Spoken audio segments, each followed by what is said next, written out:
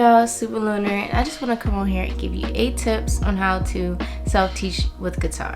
Welcome back to my lovely subscribers, and also if you're new to this channel, if you like what you see, like, comment, and subscribe. And now let's just get into this video.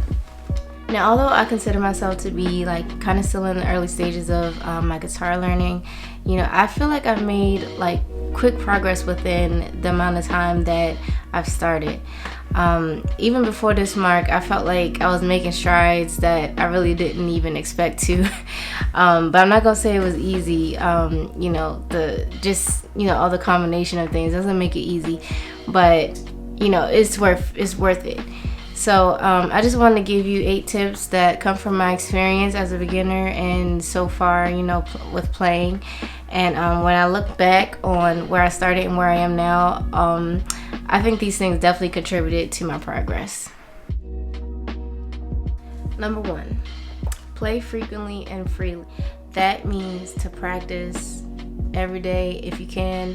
Now, if you can't do every single day, you know, we understand. If not, most days, even if it's just for 15 minutes, I will help you definitely progress faster than if you were to play for several hours in one day, you know, one day out of the week. That won't help you progress as fast as you would like. The other point that I like to make is that you should keep your guitar out, readily available for you to play at random times. Like if you see it looking all beautiful and, you know, on the stand, you're more likely to pick it up at random hours than you are if it's tucked away in the basement waiting, you know, for a next lesson. It's a psychological thing, but it's also very practical for you when you're about to have a lesson. You don't have to go through all of this mess to get it out. To add to that, I feel like doing both of these things will help you get to know your guitar much faster and make you feel more natural when you pick it up and you start playing. The basics like tuning, how to hold your guitar, and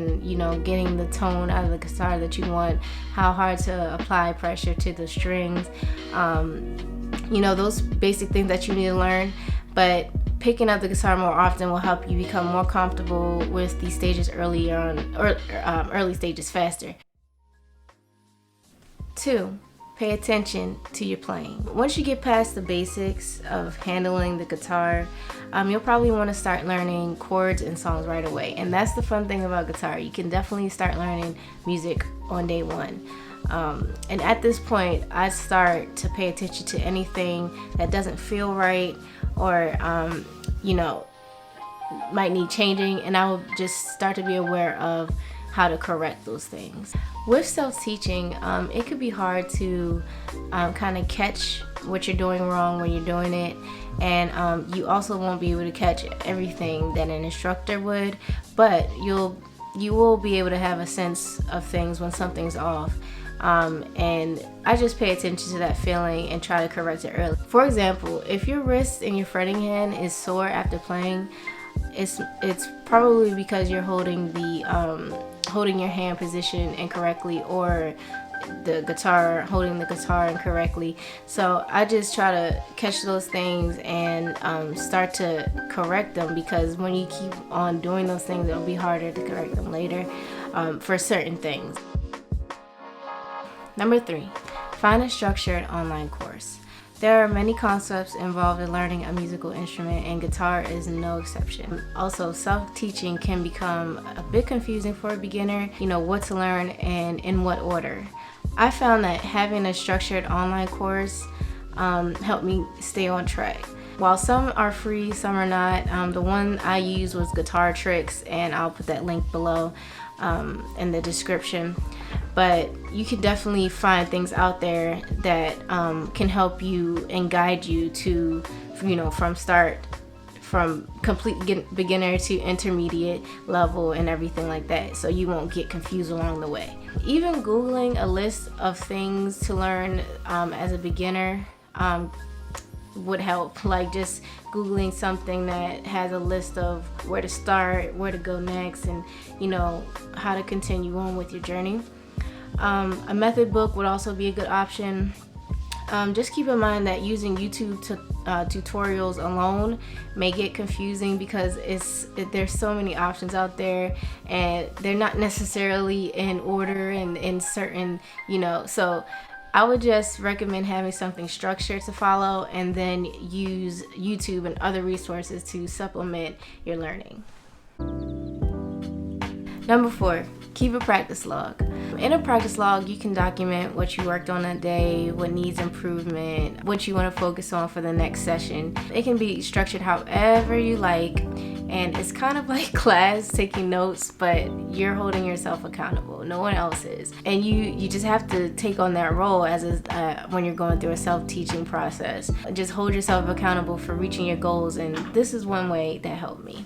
These logs have helped me create structure within my sessions. So, for example, I have tune-up, warm-up, something fun, something serious, making notes, and then something fun again. Something fun depends on what stage you're in or what skills you have so far, but it could be just playing a 4-chord song that you learned that you love to play, or improvising over some backing tracks.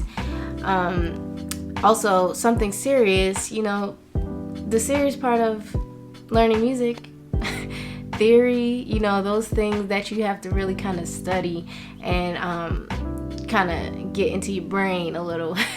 So that's what I mean by something serious. Anything that I say can mean something different to you. I just want to give the tips so that you can tailor it to you. 5, record yourself often. I would suggest recording yourself periodically so you can look back in the future and see your progress. This would definitely help by having something tangible to show what you've accomplished on those days where you feel like you haven't gotten anywhere, and trust me, it will happen. These recordings are kind of a way to track yourself in the present while also giving a nod to your future self, like, hey, this was you then, and now look at you now. It'll be good to go back to watch these a little later and saying to yourself, wow, I did really improve on switching chords in this song, or I really improved on this or that technique. It can be really encouraging. Number 6, challenge yourself. Strike a balance between not being afraid to push yourself beyond what you think you can do with your guitar and not overwhelming yourself. That can be hard at times, but you can don't be afraid to learn certain concepts, chords, songs, whatever, as a beginner. For example, if you want to start learning that song that has a chord shape that's a little bit more advanced than what you've learned so far, don't skip it right away. Try to learn the song anyway, and do not let not knowing something stop you from trying something new and attempting new things with guitar. On the other hand, if you try the song and it's super frustrating, that may be a sign to come back to it later, aka don't overwhelm yourself. It's good to be curious and to introduce yourself to concepts that may come up later on in your sessions. Just recognize when to pull it back a bit. Make a note of it as something you want to come back to and learn in the future. Explore new concepts on your own outside of more structured lessons, and you'll find that things click a bit faster for you. Number 7, reward yourself.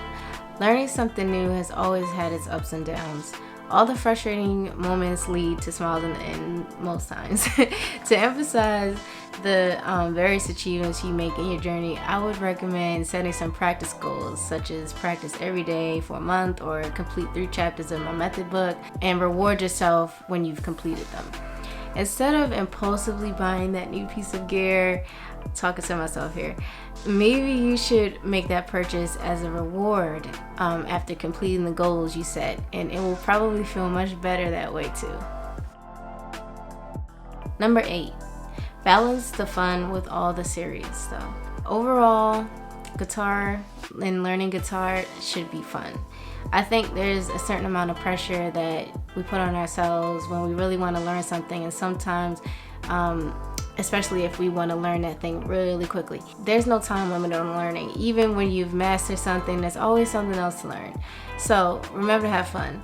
Of course, skill levels differ, and some people may know more theory going into learning guitar. Some people may have never played any instrument before, but in that case, it's just best to tailor this information to be applicable to you and just to make it fun your way. If you feel like you just want to play your favorite song today without a lesson, I would say go for it. Everything doesn't have to be so serious, but just remember to create a balance between fun and the serious part of proper learning. Thank you for watching this video. I hope you got some good information out of it. Just remember to like, comment, and subscribe, and we'll see you next time.